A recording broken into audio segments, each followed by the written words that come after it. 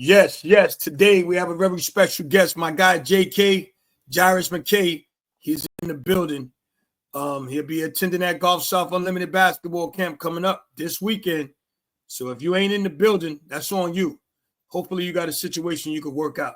Without further ado, man, please introduce yourself, young guy. Let them know what school you go to or went to, basically because you're graduating, and why you love basketball. Answer both questions. I'm ready. How y'all doing? My name is JAIRUS McKay. I went to Punchatoula High School, played basketball for him. I'm graduating this year. Um, Basketball, but to me, like basketball, it's more than a game. It's like a lot of people think that you just gonna get on the court, just do what you want to do.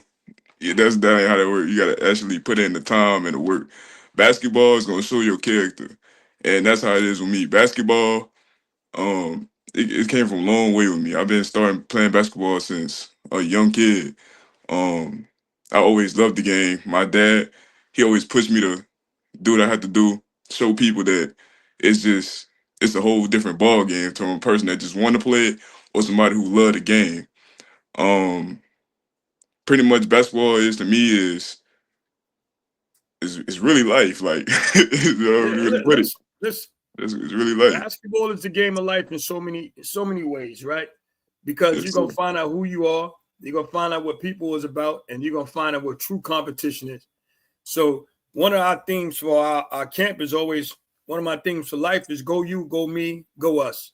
Because at some point, see this Go Us podcast basically letting you know we're nothing without the village. So it's bigger than once you realize and understand in life that it's bigger than you, do you have the opportunity to grow? You understand what I mean? Because sometimes people can't get out of their own way because they're so locked in worrying about themselves. So now, how did the season go this year for you? If you no, needed to explain the season went great for me. My teammates, they believed in me and I believed in them. It wasn't no ball hugging this year. Uh Believed in each other. Like if one was down, we picked them up. And overall, the season was good for us. Even though I just didn't like how we left out the playoffs, but yeah, you yeah, yeah, know, yeah, yeah. it happens. Nah, but what happens, like you say, is a lesson or a blessing, right? You always want to be in the mindset that you're constantly growing and learning and taking this experience and Yes. understanding it's a journey, man. Right? Like you say, you hit a rapper, a great rapper says, it's the marathon, right? Every day you got to find something to do with those 24 hours that God blessed you with. Every man is blessed with the same 24 hours, but what the decisions you make in that 24 hours go make you the difference between you and the next guy, right?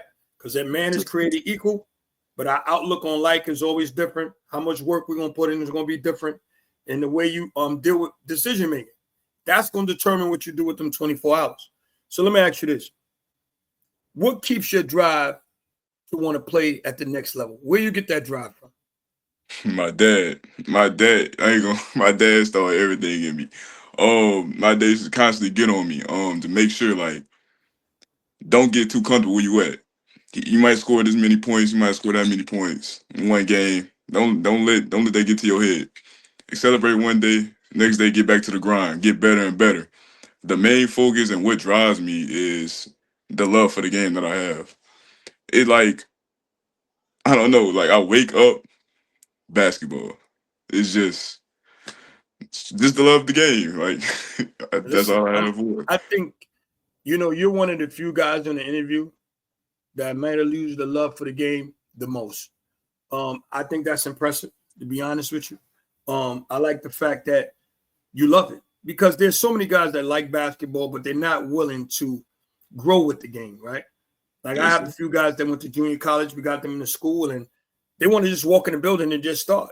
They don't want to earn anything. They want the world to shape around them instead of them adjusting to the world that they're living in. And I think, one of the great generals said that the plan never survives the war, right? So you can have a plan going in. Is the guy that's going to win is the guy that makes the adjustments. So just for you as a young man, you have a great journey ahead of you as long as you're willing to make the adjustments to continue playing the game that you love. By your admission, you said you love the game. So that means if a mother loves their child, they're going to do whatever it takes to make sure they what child get what the child needs. So you Yes, have sir. to have that same mindset. as you approach. From what I understand and what I see right now, you seem like a young man that's really concerned about being in a situation that you could grow in. So let me ask you this. If you had to describe your game in one word, what would it be? Relentless. No Relentless. matter, no matter what circumstance, no matter who in front of me, no matter how many times I might miss, it's still gonna be my game. I'm not gonna let nothing hold me back for what get to my spots. It don't matter. It don't matter who's in front of me. I'm gonna attack you just as if you was just a small person. I don't care if you're taller than me or whatever. You gonna feel me on the court. It's plain and simple. Like after you get done playing with me, you either gonna want to feel it or you gonna be tired. It's one of the two. I think that's very important because see, the two things that you can control is your effort and your attitude. So going in with the right attitude and having high effort, to me, I tell young guys, if you had to narrow it down and let your game represent these three things, that you play hard, number one, you play smart, number two, and you play well with others. Simplify your game every time when you step on a court like that. Start off by playing hard, right? Because that means I don't need to know who you are. You're playing tough D. I tell guys, I think everybody that's been on the part of this interview, defense proves that you care. You care. When you don't play D, that means you don't care. Why? Because you're letting the next person have it easy, and you're not willing to let him work for his points. Make him, make that player earn everything that he gets. And the only time you care about something, you put yourself on the line. You understand what I'm saying? If you don't care that a guy is scoring all over your teammate, and I'm like, okay, that's just a sign. You can't put anything together in this world unless it's on the foundation of care. So I when I evaluate players, I watch to see what he's going to do defensively. Then I know that he cares about the big picture, right? That means he has a personality on both sides of the ball. And that, to me, that's what coaches are looking for. So now, if I was a coach and I walked in the gym and I saw you playing, what would be one of the first things you think I would notice about you? The way how I pick my teammates up, even though they feel like they did something wrong. On my team, I like to hold my team to like a standard where they don't think down on themselves. Once you think down, to me, once you think down on yourself, it lowers the game, it lowers your game. Like you're No, not gonna doubt is a do, powerful thing. yeah, Confidence and doubt is always a mirror of each other. And whatever one you have established more is going to win that mindset or that thought. Do that make sense? yeah. So I like to keep my teammates very confident in their own game. Once you get the down their game, it throws off y'all, the whole team, because the whole team supposed to be together as one. We supposed to move as a unit. We supposed to work together, not just a one-on-one game or depend on one person or two. Every team has to ride all five, all sides of the ball, defense, whether it's defense or offense. Even if it's just cheering somebody on, hey, good shot, keep your head up. We all have to be together as one to keep picking each other up and play our best game. And let me tell you something. And the reason why that matters is because I think it's arrogant when a person misses a shot. This is my opinion. You miss a shot and you don't have that defensive mindset once you know the shot miss. You feel me? And it's like, yo, bro, we got to go play D. So it's the same as, you play great D. Now you should be like, oh, let me get down the court fast as I can to get us a bucket. Because what happens is when you look at the word student athlete, student comes first, then athlete. And I tell guys, if you're not fast and you don't have high energy, and this is how you become a victim of your decision making, easy.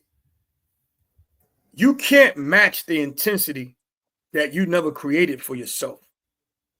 You understand what I'm saying? You're going to play against guys that have high energy. You're going to see that when you come to the camp. But the reality is, that's what I tell some of y'all guys, you're the byproduct of your habits. So if you're playing 3-on-3 and you're not really playing D, you lackadaisical, you already created a relationship with your defense that's not ironclad. It's not really there. You feel me? So sometimes I get on court, I'm always in denial. I bump a guy, I touch him off the top. He already know, wow, this guy's going to be playing defense. But what am I really sending the message psychologically, man? I'm going to play D. I'm going to play D. So my thing is, the way you start sometimes set the tone for the rest of the game. So I think you got to have the habits that carry you when your fundamentals is next, right? So you got to be like, yo, I got to have the habits that my fundamentals could kick in, if that makes sense, right? If Yes. I'm not hard with the ball, you know, and my energy is not there, now my fundamentals going to be like, oh, I don't know. You never had that much pressure on you, right? So I tell players all the time, ball security is job security. If you're not good with the ball, what you doing? If you're not confident with the ball, your mother can't help you. Your dad can't help you. You got to have enough understanding about when that ball is in your hand. You should already have a printout in your mind. You should already have it all downloaded, what I'm doing. So that's why when you look at certain players, they game. And I remember being a young guy, not knowing nothing besides shaking you. And that's all I wanted to do. Shake you, shoot the jump shot. I was fast enough where I didn't have to always worry about triple threat, right? So then I used to just want to go at you. And run plays was like, run plays. It's like, yo, I can shake him. Why should I run? Because technically you can't get by. You can get by the first guy. Doesn't mean you're going to get by everybody else after that, right? So my point is having a plan every time that ball is in your hand. You should be reading that defense to the point where if, I don't know, any chick walking in the gym, you're not paying her no mind because you know you need to be paying attention to the guy in front of you, right? Because if you was in a boxing ring, you wouldn't take no peek. You wouldn't look around. You wouldn't, you wouldn't take no chance then, huh? You know what I'm saying? So I tell my guys, you should be engaged so much that how can the crowd even bother you? If you should be downloading this guy mannerisms after 2 dribbles, what do he do with the ball? Does he give it up? Do he like to go hezzy? So for you to actually be in it, you have to be studying everything. So how can you be paying attention to anything outside of that? Even a ref shouldn't even bother you, if that makes sense, right? So, just good to hear that you have that love, and I'm hopefully you taking some of what I'm saying to you and you downloading it now. Like, yo, you know what? I can use some of this. And when I get at this camp, I want to show that I have these things. So let me ask you a question. Give me 2 examples when you dealt with adversity on the court and adversity off the court. So an example on the court, there was a game where I had to learn how to guard a person that was so much taller than me. It was different when I was used to. I was used to, people my height or small guards having to slide your feet, not having to, because I always was the strongest on the court usually. Usually nobody will move me there, may do a little touch up, but I ain't going nowhere. But this one, I can't remember the game. It was just one kid. Sitting was tall. He had a little muscle on him. My coach I ain't gonna lie, he was killing us like the first quarter, because I was trying to fill him out, trying to see what his tendencies was. So I had to see what he was gonna do after 1 pound, or how he was gonna spin or turn, or which was his favorite pivot. All that matters. All that matters. I read him how he liked to face up and shoot on top. It was Shaw. It was Shaw game. How he would catch the ball on the left block. He always liked to swing and turn and use his left pivot to turn around and shoot up top.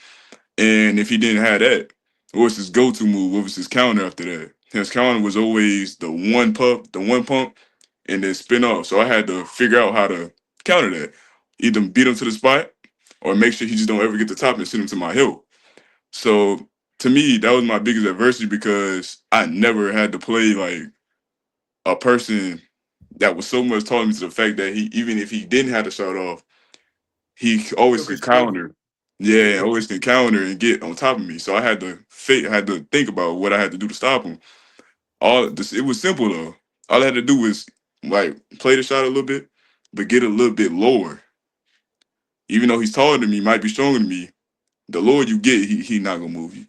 Yeah, because at least you let him realize what? Anything lower, I have it.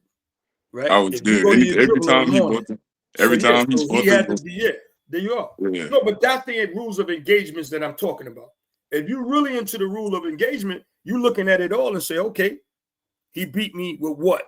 Okay, that's his strong move. Because most guys, And most coaches don't let guys do but a few moves. He You see what I'm was saying? ready. A lot of coaches ain't He gonna was let ready. you go Kyrie all the time. So there's certain moves, even you as a player, that you gotta have down packed so much that when you make it, it's sharp. It's sharp. So let me ask you a question. No, my bad. Go ahead and tell me the adversity off the court, because that's very important. Because Okay, off the you have court. it's too like you say, one is just as important. Trust me. You get in trouble off the court, you're not gonna be on the court. So let's get Right. off the court. Off the court. Just stay off the like bad crowds. High school students, they just as soon as they get good grades out of school, they doing whatever. They partying, they doing all this and that. Man, look, the best advice is to stay locked in on what you want to do. If you on the basketball team and you really love the team, basketball and all that, stay away from the parties, man. It's bad. And it was hard because I had a lot of my old friends, like very close friends, asking me like, "Come party, come do this, come do that." Nah, I'm all right, bro. I got basketball. I don't want to affect that. Hey, look, I'm gonna be in the gym. We could probably have the game after. Like we not doing no parties, none of that. That I feel like that was my biggest adversity I had to really deal with off the court because I feel like whatever you do outside the court really impact like how you play. Like Oh yes. you could, Oh yes, you 100%. know what I'm saying? Do I? Let me tell you something. That's why remember what I tell you about cares the foundation. If you hang with people that don't care, bad things are gonna happen. All right. Already. Because why?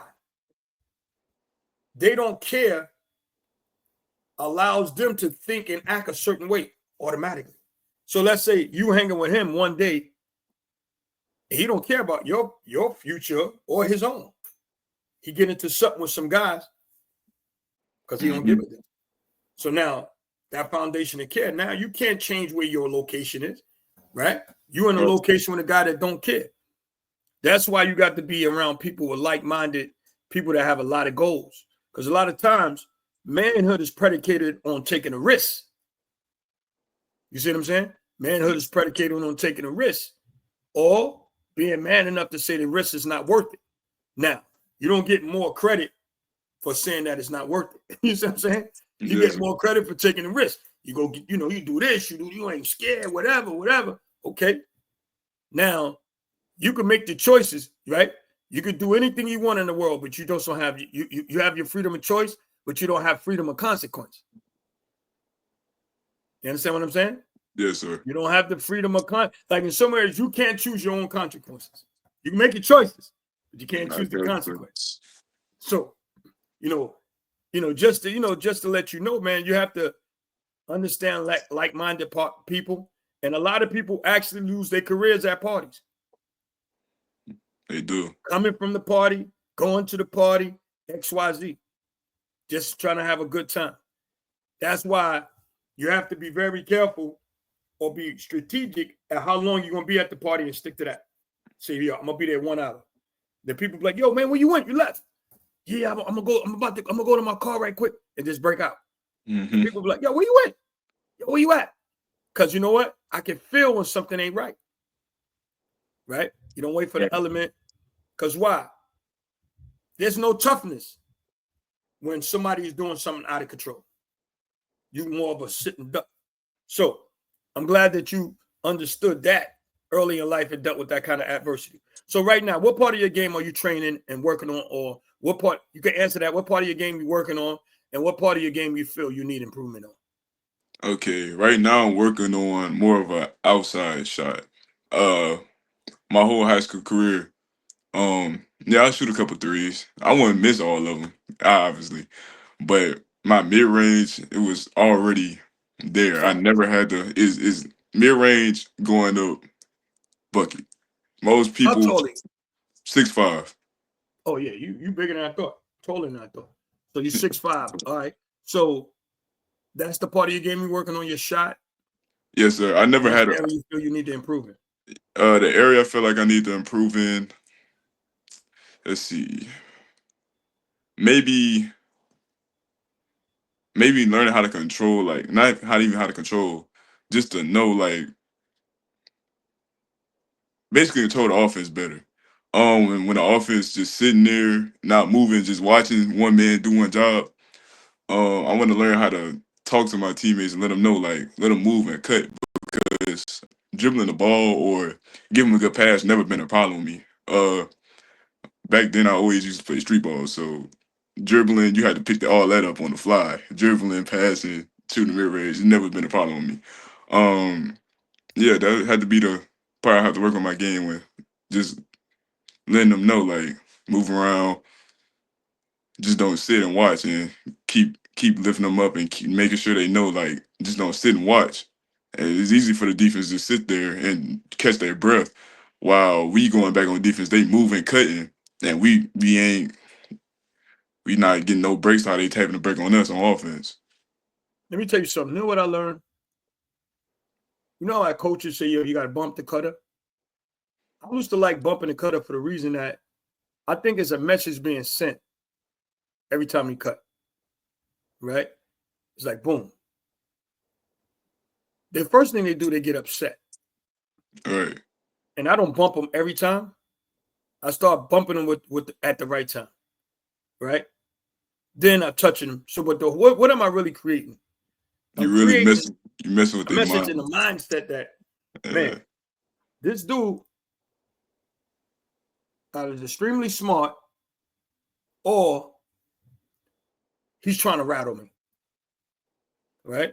And then the dude say, yo, he bumping me, ref. I said, man, don't your coach tell you to bump people? And he'd be like, what? So I start sharing the philosophy with him, right? Right. So your coach don't tell you to bump people? Like, what are you talking about? Like, what are you talking about? You know you're supposed to get bumped. You feel me? You know what I'm saying? You know you can't. What, you supposed to let you go through? And then he'd be like, man, what up? Right? Right. And then when they bump me, I said, there you go. You playing? Yeah. I gotta help you, right? So now I'm just what? Sharing intelligence with you, right? So when I'm expecting your bump, now I'm gonna get open, right? So I think that's a part of that engagement piece, you know, constantly being there. So when I bump you, you say, damn, and this guy's. But what am I really doing? I'm getting free hits and touch, you know, like, and I got this from the great Jim Brown, you know. He said, what made him a great running back? He said, you know, not to put on a racist thing, man. I get to hit the hit others, and it's legal. So he pounded. You understand? So he had the mindset like, yeah, I'd rather be a running back. For all the BS that we got to deal with, I'm gonna run through y'all for that. I got a legal reason. I ain't going to jail in that. I ain't gonna be going to jail. Boom.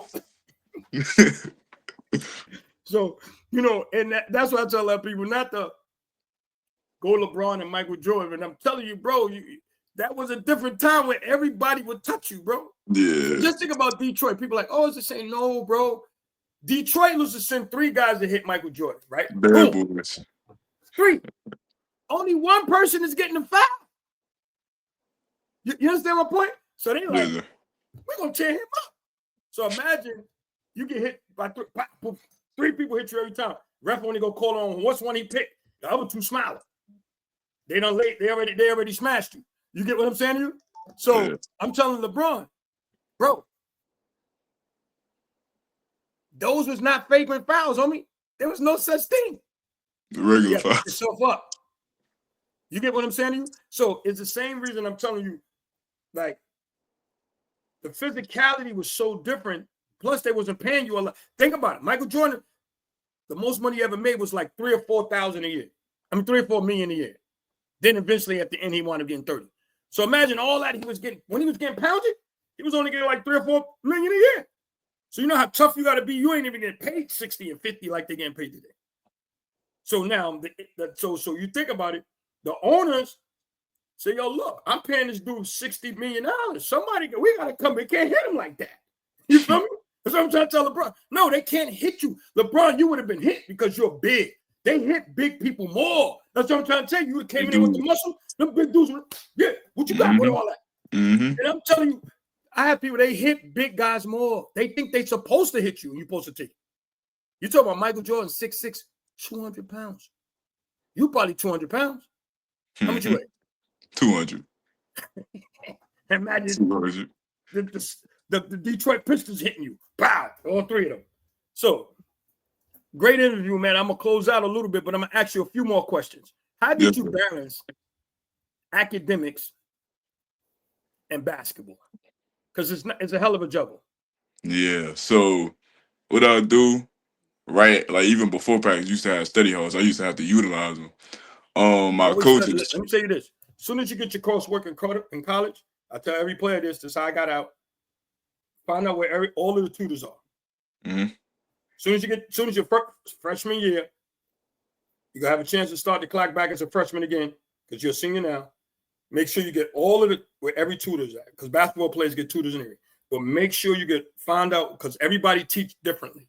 You get what I'm saying to you? Everybody teach differently, and that tutor might teach it better to your way of thinking.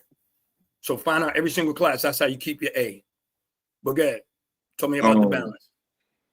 So before practice, I used to try to get as much work done as possible. They used to have a lot of homework, man. Like in class, I had to make sure like all my assignments was done because I knew after practice and before, like during practice, it was no distraction. Straight basketball. When you're in practice, you don't have time to be thinking about how I'm gonna ace this test or how I'm gonna finish this work on time right after practice or before practice. Nah, you get that done early. Um, so a big thing that played a big part of my academic balance with basketball was do the work early. See if they'll let you turn in early. A lot of my teachers, they allow me to hurry up and turn in early so I won't have to think about it after. Because athletes after practice, we trying to either go get extra work in at the gym or we going to sleep. We're not trying to. Some people used to say, right? I used to have this debate, and they're paying the college players right now, right? Mm-hmm. So there's some people that got a problem with that. I say, listen, let me tell you something. When you read a book, you open and close the book. Basketball players got to open and close the book and get fouled. I said, listen, and you running your body this way, that way. That's why some guys, right? After college, some people say, yo, you going overseas? And some say no. Because the message that the body is feeling, he will probably need a year off just to heal from one season of basketball if you gave it your best. You understand what I'm saying? When you're giving it your best, your body feels it in the morning. And the body has a brain too. We were like, what do you mean the body has a brain? Yes, the body has a brain, just like the heart has a brain. It remember everything you did to it. You feel me? Yes. Your body remember everything you did to it. Am I right? Right. Think about all your injuries. Yo, you sprung your head. Mm-hmm. Your body remember what that felt like. You can fall a certain way and push somebody before you fall like that again. Your body know what happened. So I'm telling you that you don't know if you don't know where your body gonna be after college. That's why some guys, because if you're giving it your best, you know what I mean. You're giving it your best. You're running into practice. You're not getting enough sleep. You understand what I'm saying? All of these things is a whole lot different for a basketball player to navigate through all of that and want it again tomorrow. You understand what I'm saying? Right? Yeah. So that's where I say right then and there. It's a different when you got to do all of that and pass your classes. It's a hell of a juggle. So now, what do you want from a college or university or JC, from the coaching staff as well as the school? What do you want? Because this is really a relationship between you and your future. So what do you want from a college or university? Realistically, all I really want is opportunity. And make sure like just drive. No, I don't I always tell my coaches like Somebody push you. Yeah, like I always tell my coaches like hey, you don't have to simplify to me, you know. You need some Tell positive, it how it is. Yes. peer pressure around here. Tell it how it is. I need some positive. No, but that's what basketball is always going to be for you and I. You know, the positive peer pressure. You're looking at other guys because you already know what the negative peer pressure going to do. So when you see another guy achieving things, doing things, you feel the pressure of being better. You feel the pressure of like, man, I got to get it done. So for me, you know, it's a positive peer pressure that you really want from the coach. And what happens, men are built through trauma. You know, that's why young men go to military. They do what we're doing, playing a bunch of basketball, because you need to find out where your manhood really is. Then on top of your manhood, you got to know if your thinking is conducive with that manhood, right? And then your accountability got to be conducive with that manhood, and that responsibility got to be conducive with that manhood. So what are you really trying to build yourself every day to be able to look at yourself every day and be proud of what you achieve for yourself? That's why it's so important to be in environments that's about growth and development. I don't think you should spend an extra hour or extra minute in a situation or relationship or anything that's really not bringing the best out of you. And I think that's what it should be. For me, I don't want you to waste my time. I think that's the only thing that you don't know how much you have on the planet. So I don't want to waste any of it in an area or a place that's not helping me grow. I'm arrogant when it comes to that. And you have to appreciate my arrogance when you look at that and think about it in that capacity, right? You have to appreciate it, right? So now here's my last question, because we're going to get out of here. I think you did a beautiful job, man. So you say what you want from the college is what? An opportunity, one. Number two, you want to be in an environment that's going to push you to bring out the best you and find out who JK truly is at the end of the day. You want that, which to me is all I want as well for myself. Now, do you have any questions you have for me about the camp, about Go South Unlimited, or anything like that? Or any question you want to ask, you can ask me. No, sir. Now we got a phone call. Hold on, let me pause right quick. Yes. Yeah, so you don't have any questions for me? No, sir. That you want to know? All right, well, to my guy, I call him JK. I thought you did a great job. So what are you going to bring to the camp, man? What can you offer this opportunity, you think? Oh, energy. Straight energy. All energy and positivity. They are, like I said, they're going to feel me on this court, but at the same time, it's going to be positive, though. Ain't no negative energy. Now, listen, you know, we're going to talk about at the beginning that this is an opportunity and everybody got to be smart. Everybody got to be, we're going to make sure that everybody look out for each other because we're going to do this. This is our second annual. Last camp we got 10 guys that got actually a situation, which was a lot. And then the one we had right after that was a little preseason, and 2 guys got a situation out of that. So, yeah, man, we able to connect you with the colleges. And the best thing about this is just being a part of a brand that understand what it takes, right? So our goal is to connect players with colleges. That's our main goal. There ain't no other main goal. You feel me? So that's our goal. You know what I mean? That's our, we want to be the people that connect, because we know what the circuit's supposed to do and the coach is supposed to, all that. We already got the relationships. Now you just got to be something that they're looking for. Doesn't mean you can't play. They might have 2 guys that play like you, right? And it might be a school that's looking for what you can do. You get what I'm saying? Some schools want shooters. And some schools want just dogs. They don't care if they have no shooters. You see what I'm saying? So we got to find a school that's like, yo, I want dogs. Another school like, yo, I need shooters. All right, you might need 2 more shooters. So what I'm telling you is never take it personal. It's a lesson or a blessing. And what you want to do is go in and continue to work hard, continue to believe in yourself. So thank you for this interview, man. We always say, go you, go me, go us. We appreciate you, man. Appreciate you too. Appreciate you, man. I'll see you. And like you said, in a few days, man, we'll be in the building, man, on Saturday. All right? Yes, sir. I appreciate you, man. Thank you for the opportunity. Thank you for joining us. And once you get your college situation, man, you got to come back. You got to come back. Yes, keep it rolling. Keep it rolling. That's what all we ask. Once we get your situation, come back and help represent what's going on and test the young guys that's coming through the pipe, right? Right. They think they're ready for college? Well, here's some college guys. See what you can do. Right? Yes, sir. You need to know if you're ready for college. I mean, listen, rather be prepared and go on there and have an opportunity than have an opportunity and be ill prepared. So now, if you haven't been working out, whoever those guys are, you haven't been believing in yourself, whoever those guys are, and you haven't put it in the works, you don't have the good habits, this is the kind of camp that's going to expose that. And at the worst case scenario, you'll get the feedback that you need. And if you need to go prep school, you might not be ready for college. I'm telling you, we got a prep school for you too. If you think you want to go prep, it's an academy, and it's in kind of like Memphis. So some guys prep might be safe. Look, I tell guys, prep ain't bad. You ain't waste none of your college years. You just want to be somewhere that's gonna let you grow and get bigger, stronger, and get prepared for that feedback that you got. That's why I say it's no failure that I can't. Or you're gonna get the worst gonna happen to you. You're gonna get feedback and get a new situation, a prep school, or we'll see where you at. Yes, So sir. I think to me, I just think that some guys 6'5" and you become a true guard that can shoot, a prep might be best, So Yes, sir. appreciate you, my guy. Thanks again. Appreciate you too. No problem. Yep.